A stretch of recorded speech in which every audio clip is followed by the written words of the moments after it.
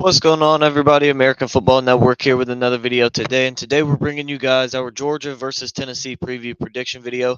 But before we get started, make sure you guys like and subscribe. Comment those scores down below. Let me know who you think's going to win this game. Also, check out the description for links to our shop, podcast, website, and patron page. Especially that shop. Go check it out. We got a bunch of new merch that just dropped over there. So go check all that out. Help us reach that goal of 1,100 subs by the end of November. We're 25 away. So let's get going on that. Let's hit that goal. But let's go ahead and jump into today's video. So we got Georgia versus Tennessee. It'll be Saturday, November 18th. It'll be the 3:30 game on CBS. We got Georgia coming in at 10-0, 7-0 in the conference, and we got Tennessee coming in at 7-3, 3-3 in the conference. And this is going to be a good one here, as both these teams, it's a rivalry game. You look at the series history between them. Georgia leads the all-time series 27-23-2. They've won the last 6 since 2017. Kirby Smart only one loss um, to Tennessee all-time, and that came back in 2016 to Butch Jones. They lost that one 34-31. But since then, it's just been blowouts. 41-0 in 2017, 38-12 2018, 43-14 in 2019, 44-21 in 2020, 41-17 in 2021, and 27-13. That's been the closest game since that 2016 game for Tennessee in 2022. So Georgia's dominated as of recently.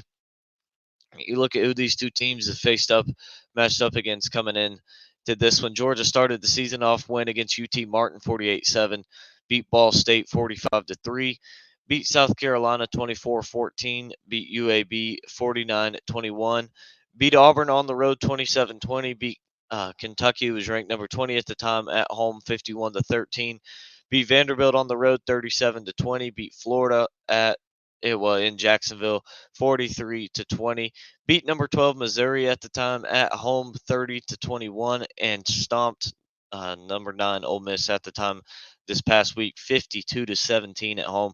So this has been a pretty dominant season for Georgia. They've dominated the good teams and kind of messed around with some of the crappier teams, but they're winning games nonetheless. You look at Tennessee, kind of back and forth for them. Beat Virginia week 1 49-13, beat Austin Peay 30-13. Then went on the road to Florida, lost that one 29-16, beat UTSA 45-14, beat South Carolina 41-20, beat Texas A&M 20-13. Blew the game at Alabama 34-20. They were up 20-7 at halftime.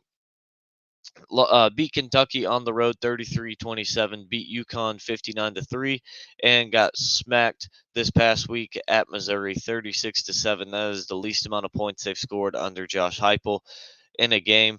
And I mean, Missouri just absolutely killed them. They didn't. Tennessee, that game was over by the end of the first quarter. Tennessee just, they didn't have a chance. But now to our three big factors for this one, our biggest three factors. Number one is that Georgia run game. If Georgia can establish a run game, I find it very hard for Tennessee to be able to stop this offense. I think that's really going to be the key to Georgia making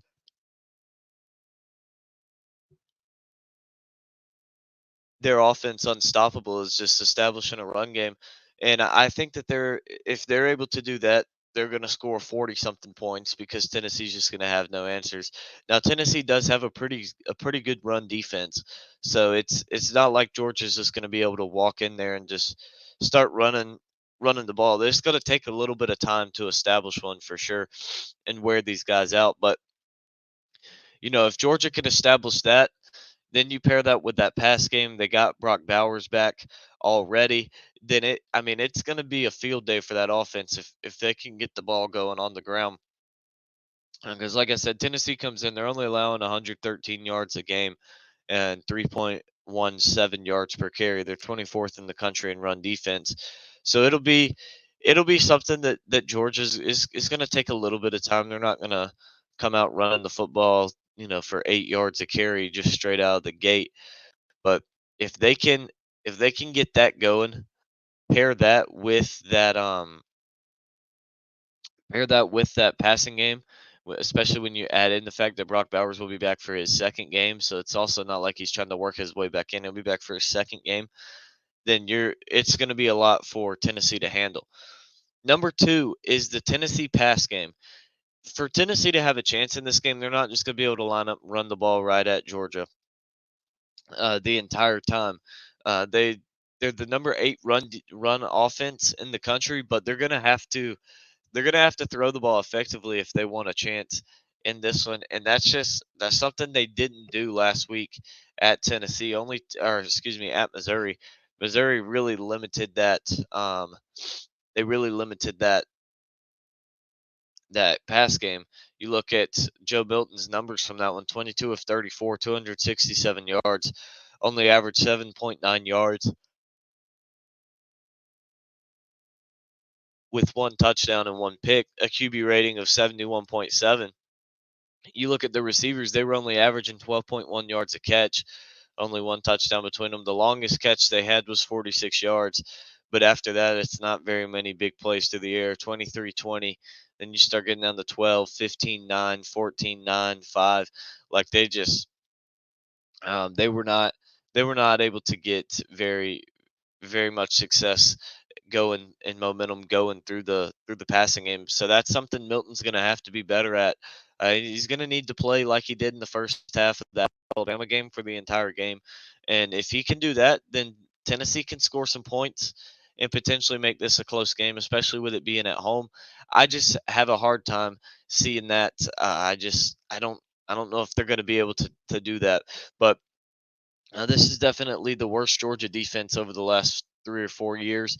So, I mean, they're not bad still, but they're not what they have been the last 3 or 4 years. So, this is definitely your best opportunity for Tennessee to attack the secondary and run the football on them and put some points up. So, we'll see if they're able to do that. But number three is head coaching, because in games like this, you always see that the coaches can sway this game one way or the other. If Tennessee, decides, hey, we're going for it on fourth down straight out of the locker room to start the game, and they don't get it, then Georgia goes down. They just got to go down 40, 45 yards and score a touchdown. They're already up 7-0. You didn't get a fourth down. You're already killed. So I think the coaching here is going to be a big factor in what, particularly Josh Heupel's coaching, because I feel like he could be that guy to say we're going for it, and you don't get it, and you cost yourself the game right there in the first half. So that'll be something to watch for sure. But I think that I think that this is going to be one of those games where Heupel's probably going to have to do that. Going to have to say, all right, we're going for it right here, and at a spot you really don't want to really be going for it, at a time in the game you really don't want to be going for it. So I think the head coaching and how this game is managed is going to be a big factor as well. But now on to the score prediction. So I debated how I wanted to predict this game to go. Finally settled on a score. Georgia is favored by 10.5 points, and I have them covering that. I have them coming in here to Tennessee and winning 38-13. I just think that they're the better football team. Um, I think that Tennessee's going to have a hard time stopping them. I think they will be able to slow them down for maybe a quarter or so. But I think after that, Georgia's just going to wear them down.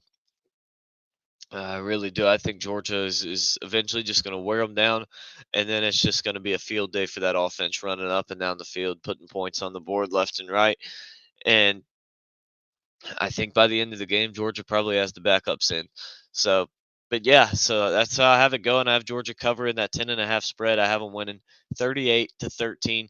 But that wraps up today's video. Make sure you guys like and subscribe. Comment those thoughts and opinions down below. Help me hit that goal of 1,100 subscribers by the end of November. Drop those scores in the comments. We hope you enjoyed today's video, and we'll see you guys next time.